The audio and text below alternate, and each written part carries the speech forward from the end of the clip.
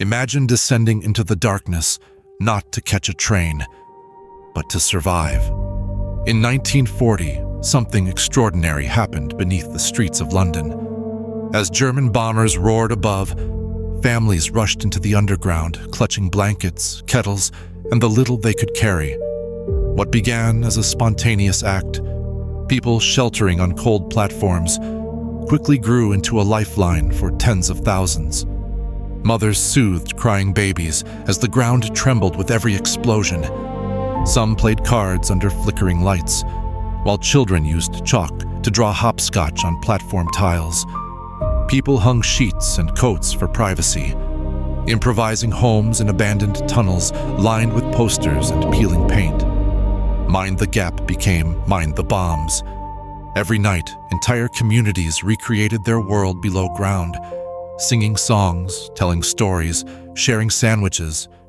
Food, water, and buckets, used as toilets, became precious resources. At its peak, more than 177,000 people sought refuge each night, turning the underground into a city beneath the city. Londoners developed routines, arrive early to secure the best spots, lay out camp beds, form lifelong friendships with fellow shelterers. Children did homework by candlelight, and couples celebrated birthdays as bombs shattered the silence above. One station even hosted an impromptu wedding, proving love could survive even underground. Health officials worried about disease, but camaraderie became a medicine of its own.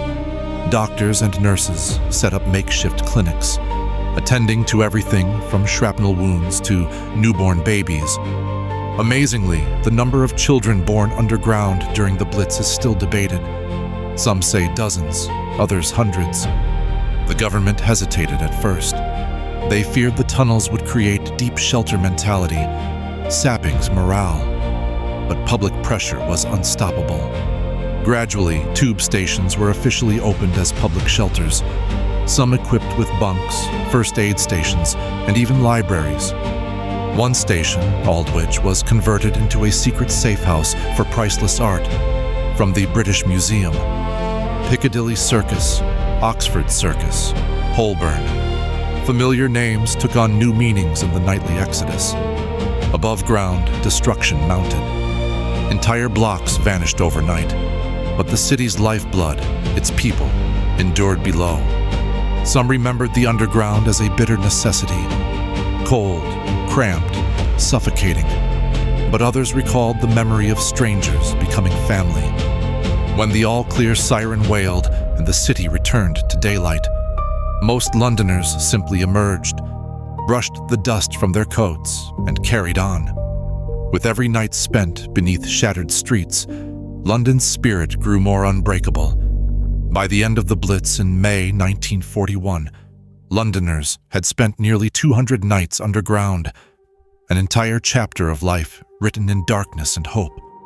They emerged wary, dazed but determined, bearing not just the scars of war but a deep pride in their resilience. The next time you step onto a London tube platform, imagine the echoes, laughter, lullabies, sheer resolve, the unforgettable underground community that once thrived there. What would you have brought if you knew tomorrow meant another night beneath the city? And how did that spirit survive, long after the bombs stopped falling?